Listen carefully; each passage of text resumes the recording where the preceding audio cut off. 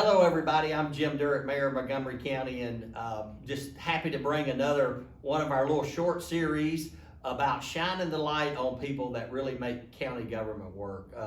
Too many times it seems like the spotlight is shined on the mayor's office, good or bad. We're not going to be talking any bad today. We're talking all good. And today I have the honor of Mr. Ed Moss join us today, Director of Veterans Treatment Court. Yes, sir. Ed, how are you? I'm doing well. How are you, sir? I'm good, man. I'm good. Good to see you. You as well. Yeah, I don't get to see you a whole lot, but it's always good to see you. So, Ed, let's start off. Let's just talk a little bit about Ed Moss. Sure. And before you came to work for county, where you grew up, whatever you want to tell everybody. Sure. Yes, sir. I'm just a regular old story, kind of like most people. I think I grew up in Kansas City, Missouri. Are you a Chiefs fan? Oh, yes, sir. Absolutely. Okay. It's outrageous. But yes, sir. Went to the military at a young age. I've only had 2 jobs in my entire life: the military and Montgomery County. Awesome. Yes, sir. Did 24 years in the military. I spent about 19 and a half years here in Clarksville. After retirement, I mean, this is pretty much my home now, so I stayed right here in Montgomery County. Well, thank you for your service. Yes, sir. For sure. So, obviously, if you were here, you were probably in the Army, so you joined the Army at a pretty young age? Yes, sir. Yeah. What did you retire? What rank did you retire I as? retired as a first sergeant. Awesome. Yes, sir. I can see you being a first sergeant. Yeah. And so immediately after retirement, you went straight to work for Montgomery County? Immediately after retirement. As a matter of fact, I signed up for, they had a Hiring for Heroes program at Fort Campbell where there was an internship for transitioning soldiers. And I was a intern for Montgomery County for a period of time, and then I was brought on as an employee. And your first role, was it in Veterans Treatment Court? No, sir. My first role was in the juvenile probation office. I was a juvenile probation officer. Awesome. So how long did you do that? I was in the juvenile probation office for probably about a year, and then after that I transitioned to the Veterans Treatment Court role. So was Veterans Treatment Court active at that time, or was that when it first started? No, sir. Yes, it was active at the time. Veterans Treatment Court started in July of 2012. So Okay. yeah, that's about 4 or 5 years before I retired. But then it was an open position, and I transitioned from the Department of Juvenile Justice to Veterans Treatment Court. And that was when? In 2016, I started at Montgomery County. I transitioned to the Veterans Treatment Court in 2018. Yeah. And been growing it ever since. Ever since, yes, sir. Yeah, awesome. That's awesome. So tell me what's a typical day look like for Ed Moss? I don't know what that means, sir. I mean, my days are not typical. I have no idea. I try to think through what I want to do on Sunday, what's my plan for Monday and Tuesday. But as soon as I come to work on Monday, I'm putting out fires from over the weekend. So I don't have a typical day other than the typical hours that we have in Montgomery County. I'm in court 2 or 3 days out of the week. I'm talking to some service member about an issue that he or she may have. I'm trying to find services for a service member that's going on. I'm on the phone with the commanding general at Fort Campbell. It's just not a typical day for me. Yeah. So Ed, somebody comes into Veterans Treatment Court and unfortunately they make a mistake. Yes, sir. Or have made a couple of mistakes, whatever it may be. How do y'all actually, does a judge refer somebody? I want the people to know, does a judge refer somebody to Veterans Treatment Court? Talk about that process a little bit. Yes, sir. So when someone makes a mistake, obviously they have broken the law of some sort. Exactly. Usually it starts with the attorney. The attorney is working with the client, and the attorney is the referring official for the most part, saying, hey, Veterans Treatment Court may be an option for you based on whatever needs that you may have. However, we have gotten referrals from commands on Fort Campbell. We've gotten referrals from spouses that say, my husband or wife is in the criminal justice system for said offense, and I know that there's some treatment that needs to be made. Is there any way that you can look into it? So it spans the globe as it relates to referrals. I've gotten referrals from law enforcement officers. So the judge, answering your question, Mayor, the judge isn't the referral, it's outside ancillary sources. Awesome. And the judge then takes up the cases and we move forward from there. Right. So Ed, if somebody that typically comes into the program, how long is a person typically in there? Good question.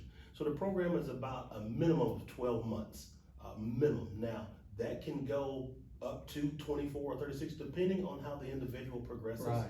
But if they go through the phases, which are 4 phases in the program, with no hiccups, that we call it no issues, they follow all their individualized treatment plans and all the referrals and all the things they need to do to get, squared away with law enforcement, plus squared away with their treatment, they can usually get out of the program within 12 months, sir. Yeah. Well, I'm gonna ask you a question later, but I'm probably gonna answer it when I say what I'm gonna say. I've attended every one of the graduations that I could possibly attend. Yes, sir. And, it's so heartwarming to have somebody to stand up in front of you, and that's part of y'all's graduation process. Yes, sir.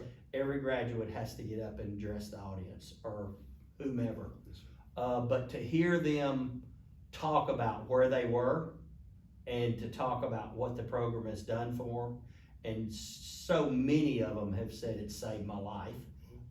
And so I just can't imagine how good that feels for you. And I mean, the program, and I don't want to lose that moment, but that is just, it is so heartwarming to me. And I mean, I've been up there and got tears in my eyes before. Yes, sir. But the program itself, so talk about the staff.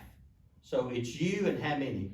So I have 3 social workers that work on the staff, and then we have a court liaison as well. So it's a total of 4 of us that are Montgomery County employees. However, Yeah, that's we what have a mentor core that's about 17 to 18 of all volunteers.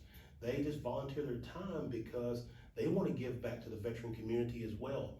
Believe it or not, we probably have about 30% of the mentor core went through the Veterans Treatment Court themselves. Wow. So yes, sir. So they want to continue to pay it forward because they've gotten so much from the program. And I'm not saying that you and your staff aren't rock stars, but those mentors, man, they are truly rock stars, aren't they? They are amazing, Mayor. Yeah. I tell you, we wouldn't be as good as we are without our mentor core. I mean, we're blessed to have them. Yeah.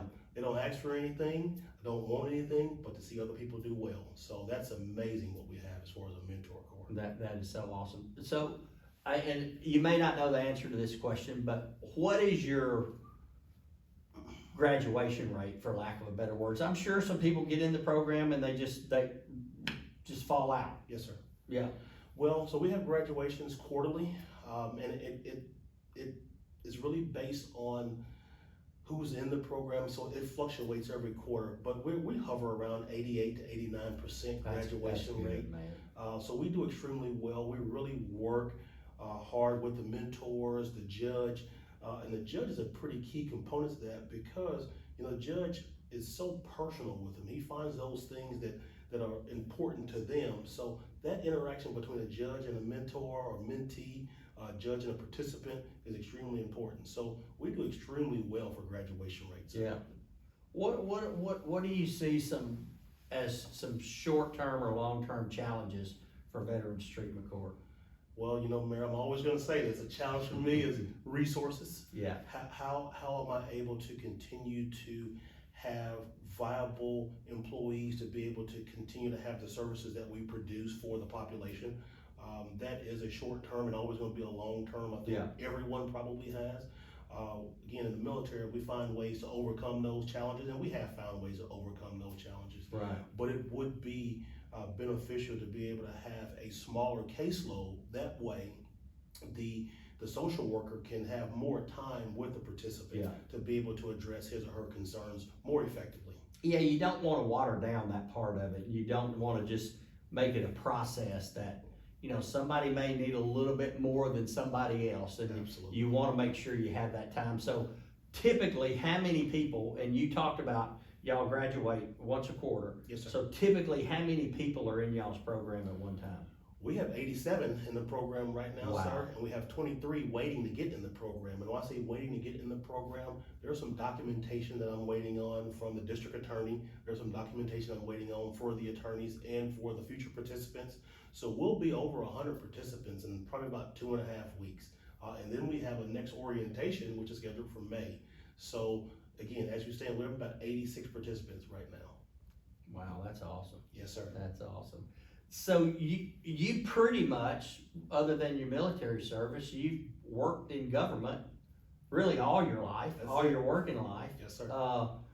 So why government? Why would you tell somebody that, hey, you ought to go to work for the government or for Montgomery County? Yes, sir. I think for me, I wanted to be in government because I wanted to make a change. And I think the best way that you can make a change is to be able to change policies, as opposed to, on social media just having conversations, or as opposed to just arguing with someone in a convenience store. The best way to really affect change is change the policy. Yeah. And then you can affect it from ground up for everyone, not just one or two individuals. And I don't want this to sound wrong, but it's kind of hard to change policy from the outside. Yes, sir. And if you do from the outside, you need a very strong advocate on the inside that believes in that policy change. Yes, but sir. Being inside it, it makes it a little bit easier to change policy without a doubt. Absolutely. Yeah, awesome. So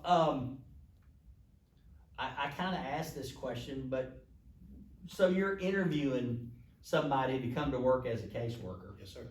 How do you sell them on coming to work for Veterans Treatment Court?